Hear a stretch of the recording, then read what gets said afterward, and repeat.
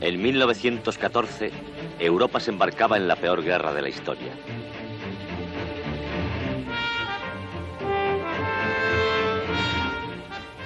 Mientras América se mantenía neutral, Hollywood descubría el poder de las películas de propaganda.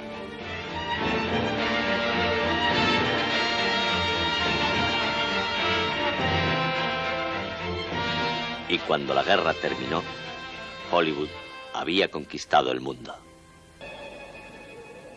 Invierno de 1915. Mientras en Europa los soldados se congelaban en las trincheras abiertas, en la América neutral los negocios seguían como siempre. Gracias a los pedidos de los aliados, la economía era pujante y la gente gastaba más que nunca en lujos y diversiones.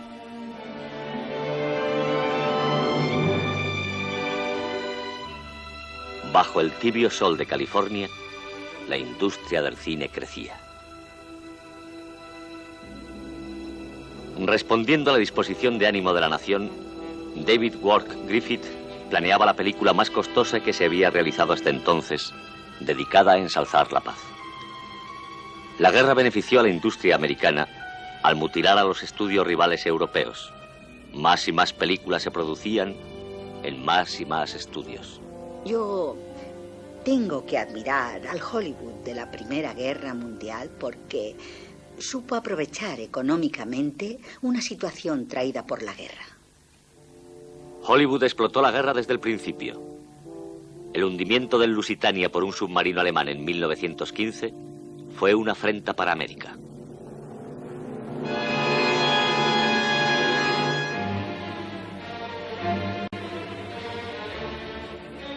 Película tras película reflejaron la tragedia. Unas para que los americanos entraran en la guerra, otras para evitar que intervinieran. Una película titulada La batalla del grito de la paz adelantaba lo que pasaría si América fuera invadida.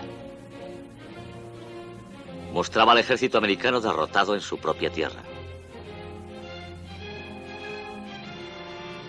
A la población huyendo de Nueva York. La capital de la nación destruida. Pero Washington no se sintió alarmada. El presidente Wilson, un hombre de paz, lanzaba su reelección. El cine ayudaba. El público acudía a las salas más que nunca. Una de las películas que atrajo mayores multitudes fue Civilización, producida por Thomas Ince.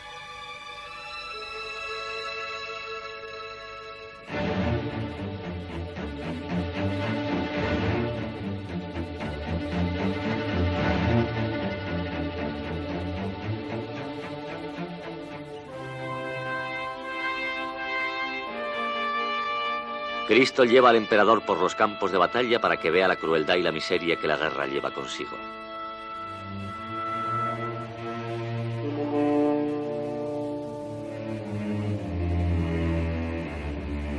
El tono de la película subrayaba precisamente el sentimiento de aquellos tiempos. I didn't raise my boy to be a soldier. I brought him up to be my pride and joy. Who dares to place a musket on his shoulder, to shoot some other mother's darling boy. En 1916 el presidente Wilson enfocó la campaña para su reelección desde este lema: Él nos ha mantenido fuera de la guerra, pero su victoria fue muy reducida.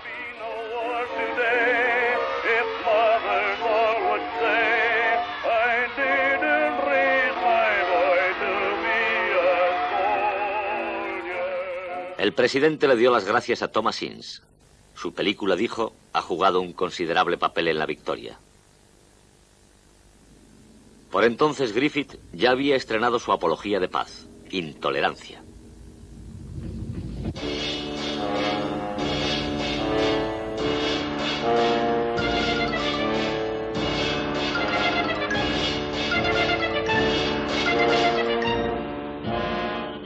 Griffith creía que mostrando los horrores de la guerra persuadiría a la gente para que la rechazara. Al principio el espectáculo atrajo una gran masa de espectadores. Pero en junio de 1917 cayó dramáticamente. En el caso de Griffith, cuando rodó Intolerancia, su idea era dejar ver que a causa de la deshumanización del hombre, los pueblos lloran. Y así lo hizo. Construyó una historia realmente comprometida. Es el odio, la intolerancia, lo que causa la miseria del mundo.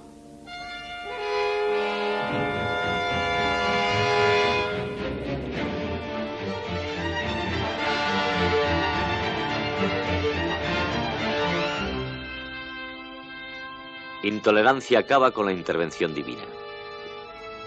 La intención de Griffith fue mostrar con crudeza los errores humanos para, reconociéndolos, acabar con las guerras.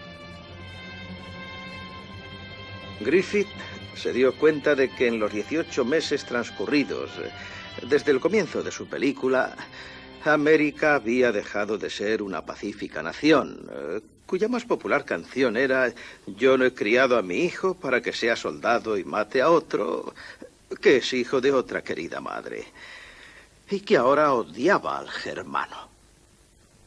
Mientras Griffith predicaba paz en la tierra y amor entre los hombres, semejante especie de sermón tenía que perderse en el vacío en una nación que clamaba por la guerra.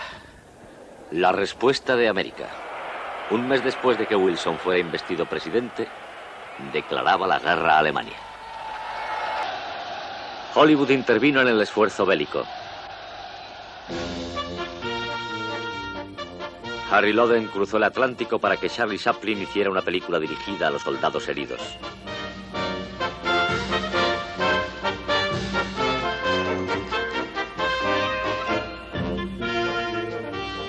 Las estrellas levantaron la moral de la nación y millones de dólares fueron vendidos en bonos.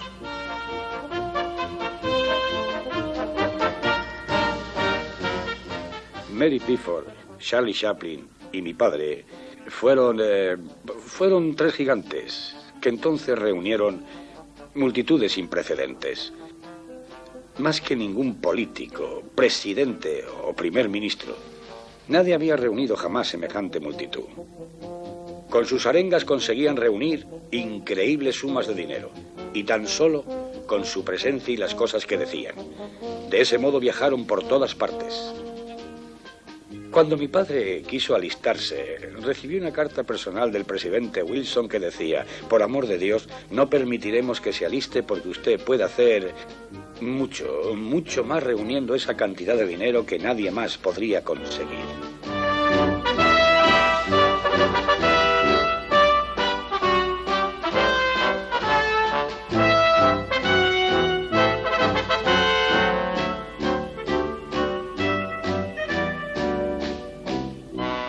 Y no solo pronunciaban discursos, las estrellas hacían películas para vender bonos y actuaban gratis en todos los teatros del país.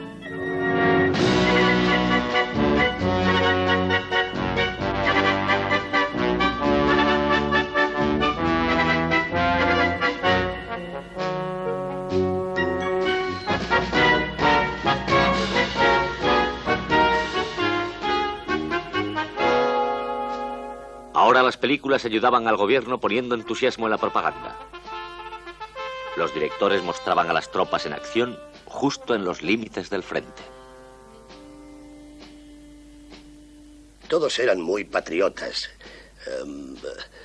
La señora DeMille, la señora Fairbanks y damas como Mary Pickford preparaban vendajes, se vestían de enfermeras e iban por todo Hollywood en busca de heridos. Todos los jueves por la noche, el personal del estudio formaba. Lo llamábamos la Guardia Casera Lasky. Disponíamos de rifles y usábamos uniformes de guardarropía. Toda la familia, la enorme familia del estudio, vestía su uniforme y salía tras la banda a recorrer el Hollywood Boulevard. Yo marchaba al frente, De modo que las noches del jueves fueron las mejores noches de mi vida. Para mí suponían la oportunidad de jugar a ser soldado. Cecil B. DeMille era el director general de los famosos actores de Lasky. Cecil formó por aquel entonces una compañía. Era el capitán, naturalmente. Claro que no tenía derecho, pero se permitió esa libertad. Había ido a una escuela militar en su juventud y algo sabía. Creo que incluso había leído el manual o cosa así del buen comandante. El caso es que al final tuvieron su instrucción en el rancho de Lasky.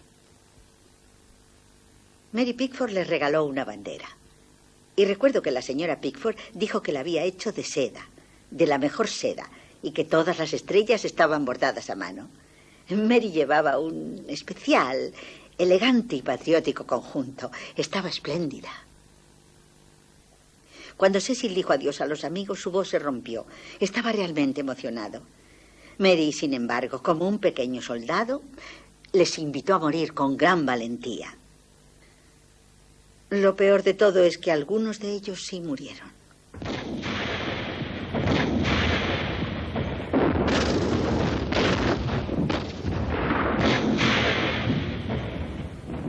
Esta era la guerra real. En los primeros encuentros con el enemigo, los inexpertos combatientes americanos sufrieron grandes pérdidas. Pero pocas de estas acciones llegaban a la pantalla. Raras eran las escenas en las que, como esta, se conseguía plasmar el peligro.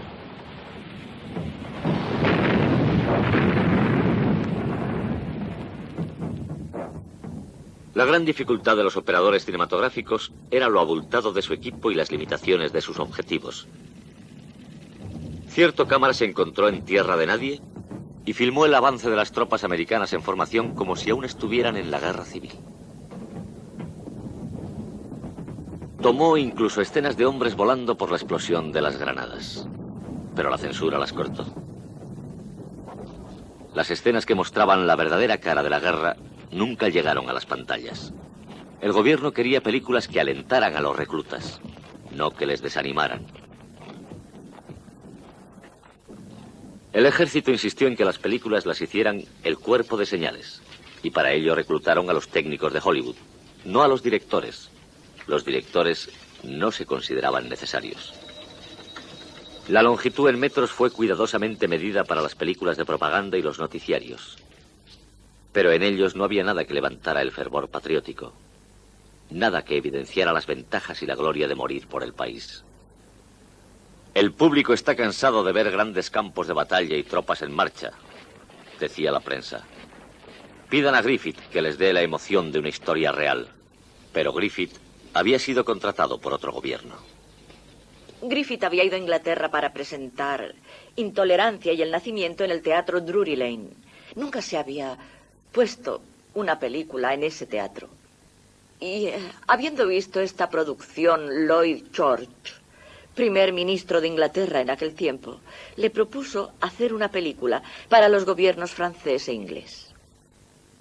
Y esto, naturalmente, le hizo sentirse reconocido. Nada menos que dos gobiernos le encomendaban un trabajo de importancia.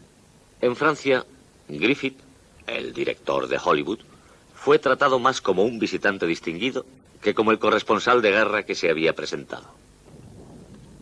Fue el único director al que se le permitió visitar las trincheras. Pero hasta Griffith encontró difícil rodar en el frente. Vista como un drama, declaró, la guerra es decepcionante. El arrojo y la emoción de otros días se ha perdido.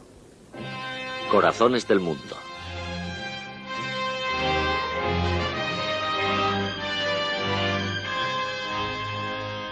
Griffith escenificó su guerra en el sur de Inglaterra en Salisbury Plain.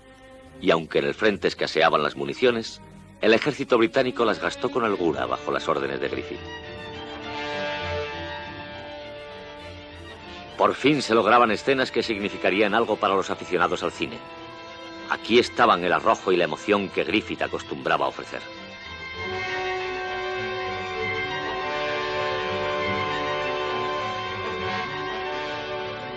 Todo lo que Griffith necesitaba era una historia y un reparto. De modo que llamó a Dorothy y Lillian Gish. Y al terminar la película llevó a su equipo al otro lado del canal. Nos enviaron al frente de Francia. Yo jamás olvidaré aquel viaje en coche, por lugares donde no enviaban enfermeras, porque eran valiosas. Y una actriz no valía un centavo. Recuerdo que aquellos soldados nos veían pasar con caras de sorpresa. No podían creerlo. Estábamos a muy poca distancia del alcance de las armas. Uno de los pueblos en el camino hacia Senlis estaba destruido. Había pedazos de enseres de hogar por todas partes, cacharros y muebles de todas clases. Se filmaron buenas secuencias porque sabías que todos habían muerto. Pocas de las escenas rodadas en Francia aparecieron en la película. Las condiciones detrás de las líneas eran tan duras como en el propio frente. Y Griffith decidió volver al terreno que controlaba, a Hollywood.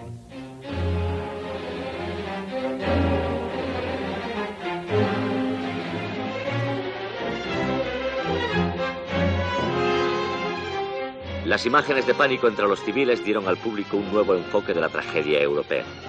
La experiencia en Francia dejó su huella.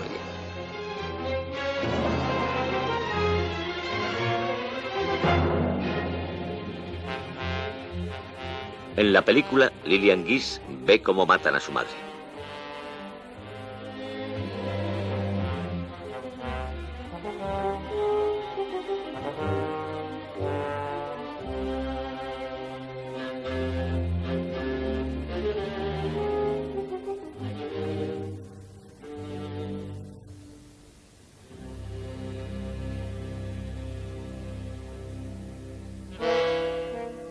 Pero en el fondo no era más que una película de propaganda. No había villanos. Sin embargo, he aquí uno de los malvados cinematográficos más geniales que el cine haya descubierto. El joven oficial de esta escena era Erich von Stroheim, que después conseguiría alcanzar fama como director. Un irónico resultado de la guerra. De hacer un papelito en Corazones del Mundo, pasó a papeles muy importantes.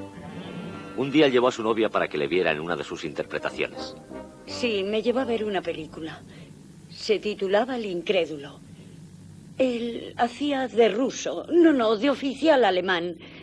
Y las escenas eran extraordinariamente duras. Cuando las vi le dije, mira, te agradecería que saliéramos de aquí antes de que enciendan las luces.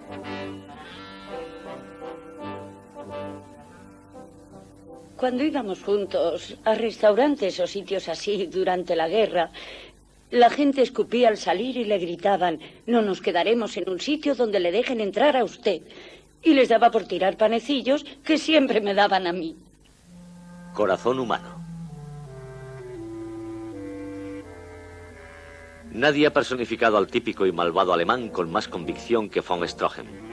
A ello le ayudó el entrenamiento militar austriaco que tuvo y su actuación como consejero técnico durante la guerra. Von tenía una particular y extraña forma de exhibicionismo. Él no era tan cruel, sino más bien un ingenuo y... Bueno, a él se le ocurrió el afortunado subtítulo, El hombre al que se debe odiar. Le encantaba parecer un bribón.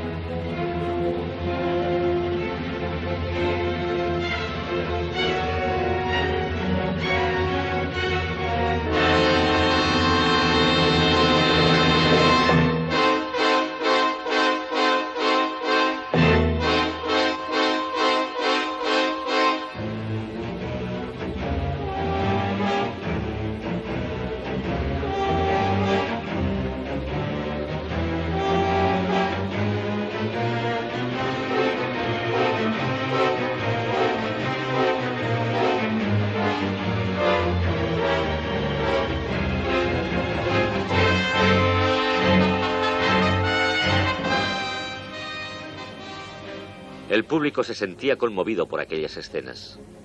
Y no solo el público. Nosotros no exagerábamos las atrocidades.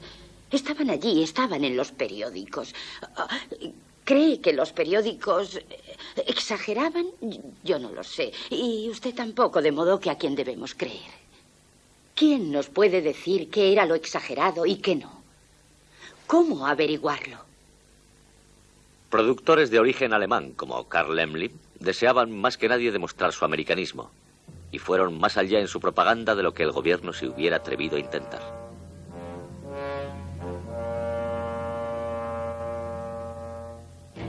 Mis 4 años en Alemania.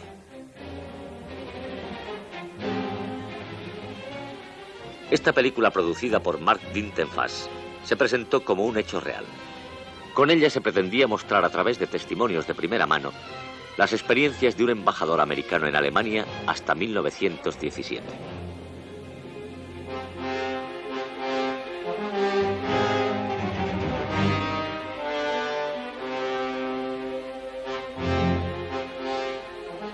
Estas escenas puede que fueran proféticas, pero las atrocidades presentadas en la película no fueron cometidas por el ejército alemán en la Primera Guerra Mundial. El presidente Wilson se sintió avergonzado y comentó que tales imágenes dificultaban la consecución de la paz. En noviembre de 1918, Blanche Sweet rodaba El pecado imperdonable. Recibimos una carta de Washington que decía: corten las atrocidades alemanas. Era una nueva forma del juego. Anteriormente, sin embargo, se nos había pedido que lo dijéramos todo, ya que, por supuesto, el pueblo alemán era detestable. Así que tuvimos que cortar muchas escenas. Entonces, supimos que la guerra había terminado.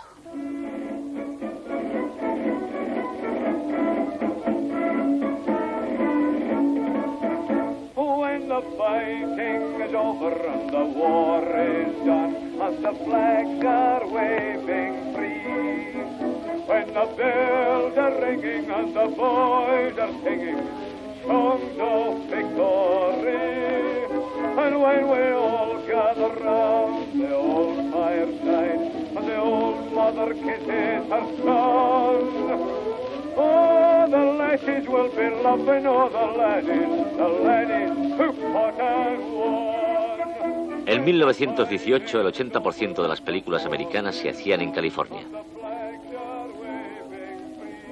Nueva York controlaba la producción mundial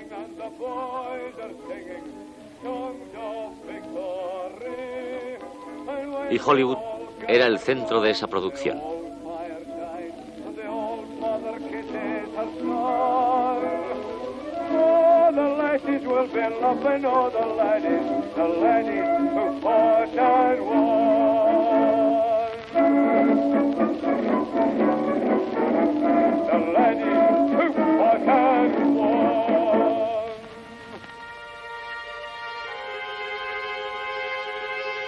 Europa y la industria europea de cine estaban en ruinas. El futuro estaba en Hollywood. El gran desfile tuvo un éxito sin precedentes. La crítica la aclamó e hizo más dinero que cualquier otra producción de la Metro-Goldwyn-Mayer. Como Ellas van a la guerra, El chico de la piel de cuero, Díselo a los marines, El precio de la gloria.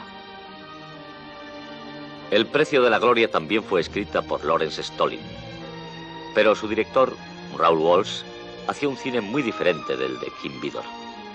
El mensaje pacifista fue barrido por la comedia. La guerra podía ser graciosa.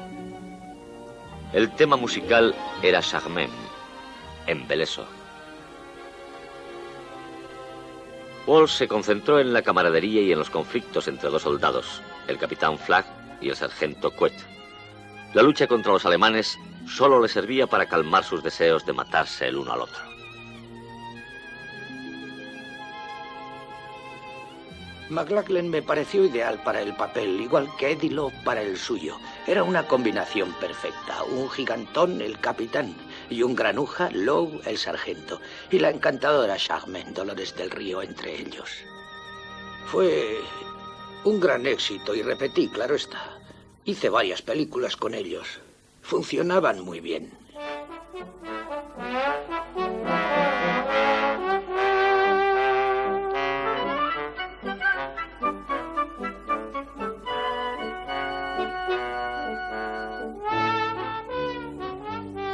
Cuando McLachlan y Lowe hablaban el uno con el otro, se decían hijo de perra, maldito bastardo, maldito cerdo, sucio cochino y cosas por el estilo, ya saben. Pero, por supuesto, para el público se ponían subtítulos.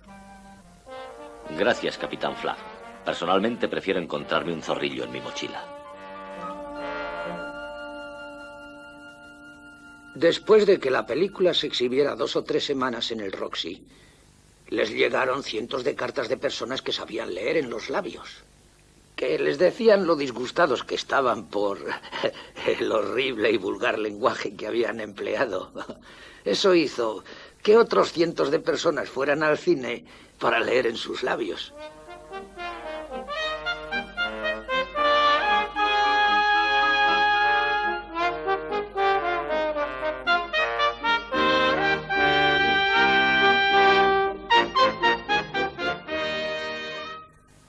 Alas fue la primera película con efectos de sonido que venían en una banda separada de la película y que acompañaban a la orquesta en el cine. El gobierno de los Estados Unidos, que no había podido ver en acción aviones de combate fabricados en América, cedió entusiasmado sus escuadrones para la película de la Paramount.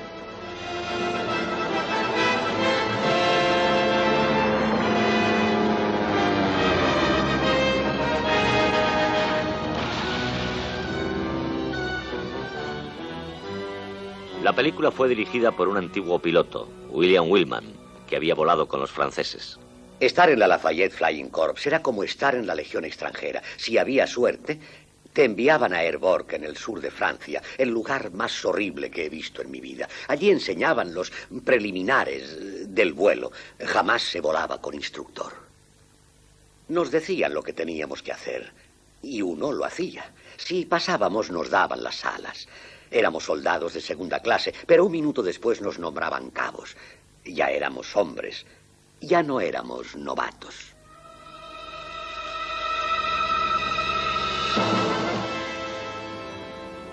Porque sabía lo que era volar en tiempos de guerra, Willman insistió en que las escenas de vuelo se hicieran en el aire y no en la seguridad del estudio.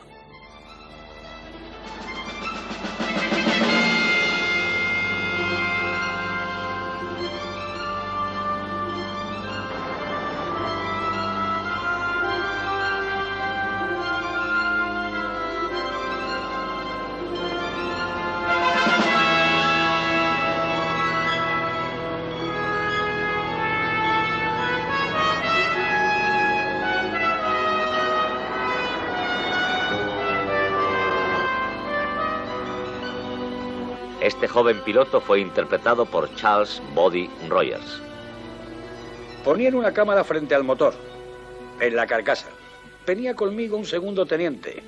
Se llamaba Van, era el que me ayudaba a subir. Y se sentaba detrás. Teníamos la cámara aquí y la batería aquí. Y el mando aquí, claro.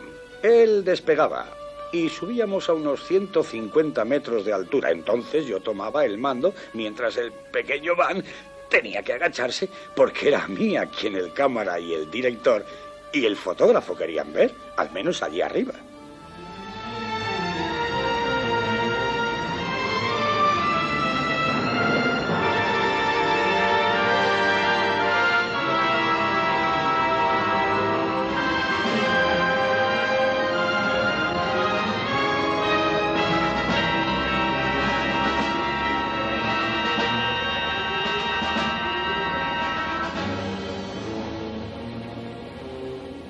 Cuando derribábamos a un alemán nos daban 10 días. Y nos íbamos a París, al Folies Bergère. París estaba lleno de militares y mujeres de mala reputación. Era un lugar divertido, pero la nuestra era también una diversión triste. Y es lógico. Nunca sabíamos si podríamos volver al día siguiente o al otro.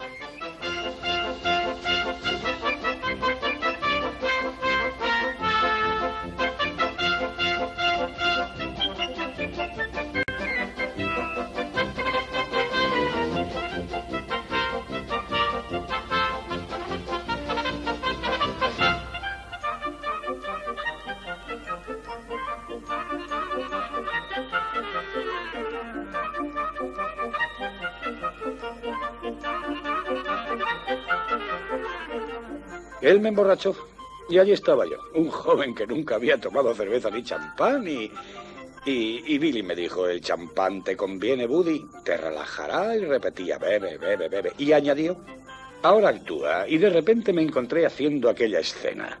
Después me dijo, ¿ves esas burbujas?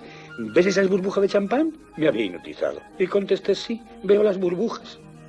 No había burbujas, estaban en mi mente, pero después ellos se encargaron de poner las burbujas. Aquella fue mi primera borrachera.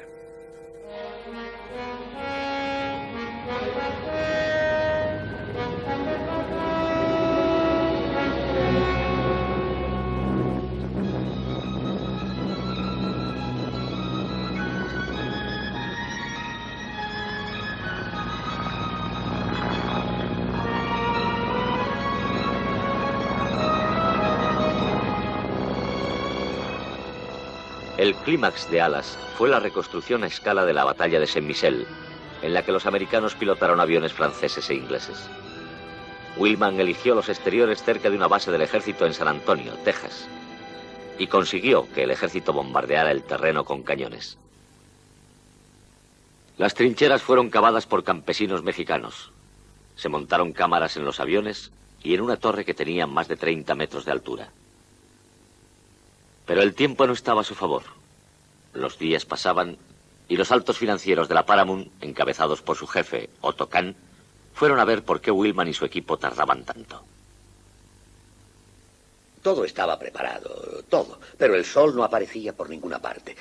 Vi que las cosas estaban mal, comprendí lo que iba a ocurrir y los reuní a todos. Los aviones llegaron y todos ocuparon sus posiciones. Los soldados solo esperaban órdenes. Entonces un operador me dijo, ¿qué va a hacer sin sol? ¿Está usted loco? Por amor de Dios, ¿qué va usted a hacer? Y yo le dije, voy a rodar una escena. Usted ocupe su sitio que tendremos sol. Tardamos 5 minutos en rodarla.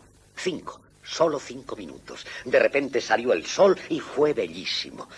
Le doy mi palabra de que se podían oír mis gritos desde San Antonio.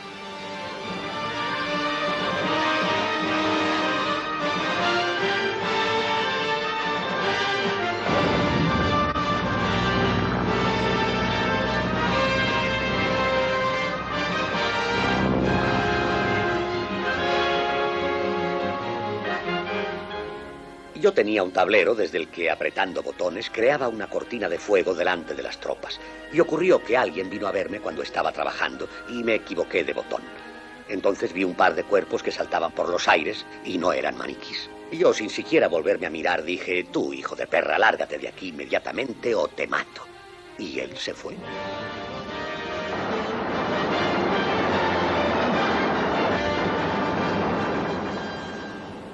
Luego me dijeron, ¿sabes a quién llamaste, hijo de perra? Y yo dije que no lo sabía. Y me dijeron, pues a Otto Kahn. Entonces fue cuando me enteré de que estaba allí Otto Kahn. Esa noche me estaba duchando y estaba solo. Había pedido que me dejaran solo porque necesitaba descansar a pesar de mis 29 años. Vi con claridad que para poder seguir con la producción tenía que vencer a aquellos bastardos. Yo sabía que era el único que podía llevarla a cabo. Aquella era mi obra. Nadie la conocía mejor. Entonces pensé y todo se me vino abajo. No le vi salida. Estaba desolado. Entonces dije, Jesús, esto no me va a servir de nada. Y cuando estaba duchándome para despejarme, oí que llamaban a la puerta y grité, pase. Yo salí sin ponerme siquiera una toalla. Y allí estaban los 3 hombres del dinero. Yo dije, Jesús, si me van a despedir, al menos les voy a dar 5 minutos que no olvidarán en toda su vida. Otto Kahn, del que después fui un buen amigo. Otto Kahn iba a hablar, pero le dije, lo lamento, ¿quieren una copa? Estoy un poco borracho, pero no he podido evitarlo. Y dijo, no le culpo, Bill, veníamos a decirle que tenemos que irnos.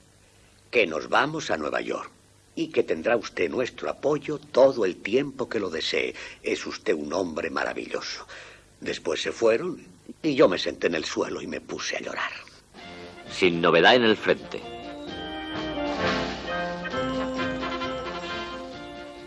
Estos eran los bestiales alemanes de tantas películas de guerra. 12 años después del armisticio, Hollywood podía presentar a los soldados como jóvenes idealistas. Sin novedad en el frente contaba la historia de uno de ellos, Paul, estudiante y después voluntario, interpretado por Lew Ayres. Cuando Sin Novedad en el Frente estuvo preparada para su realización, los equipos de sonido estaban completamente desarrollados, pero no los de todos los cines, de modo que también se exhibió la versión muda. La película se había rodado con la técnica del cine mudo. Esta vez no hubo ayuda oficial. Su director, Louis Milestone, un ruso de nacimiento, trabajó con un número relativamente pequeño de gente. Su objetivo fue recrear la implacable crudeza de la guerra. Al final se me ocurrió una buena idea. Esta batalla debía ser tan fiera que los hombres tenían que caer, ya sabes, si eran tocados, con la misma rapidez con que las balas salían de las armas.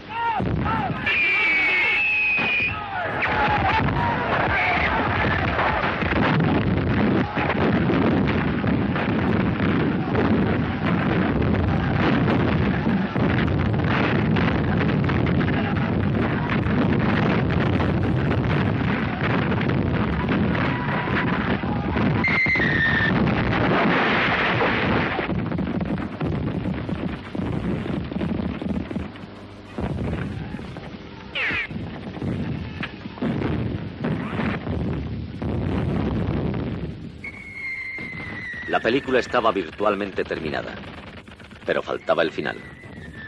El front office había preparado el estreno y le dieron a Milestone una última oportunidad. El libro terminaba diciendo: cayó en octubre de 1918, en un día tranquilo en todos los frentes, tan tranquilo que el ejército confirmó: sin novedad en el frente. Milestone intentó aprovechar la sencillez de aquella frase. Filmó varios finales, pero ninguno le convenció. Un gran operador alemán acababa de llegar a Hollywood y Milestone le pidió ayuda. Era Karl Freund. Un día de lluvia, Freund conducía hacia su casa tarareando una cancioncilla alemana al ritmo de los limpiaparabrisas. Der Schmetterling, der Schmetterling. Por fin le dije: Karl, ¿qué murmuras sobre una mariposa? Durante los últimos minutos solo te oigo decir Schmetterling, Schmetterling, Schmetterling. Y él contestó: se me ocurre que, bueno, el final de la película debe ser tan simple como una mariposa. Yo me volví loco. Claro, de pronto me di cuenta de que el final estaba allí. De pronto descubrí un tesoro escondido porque Paul, el protagonista, era coleccionista de mariposas. Bien, de modo que con esta idea empezamos a trabajar. ¿Qué hubiese hecho yo si Paul no hubiera coleccionado mariposas?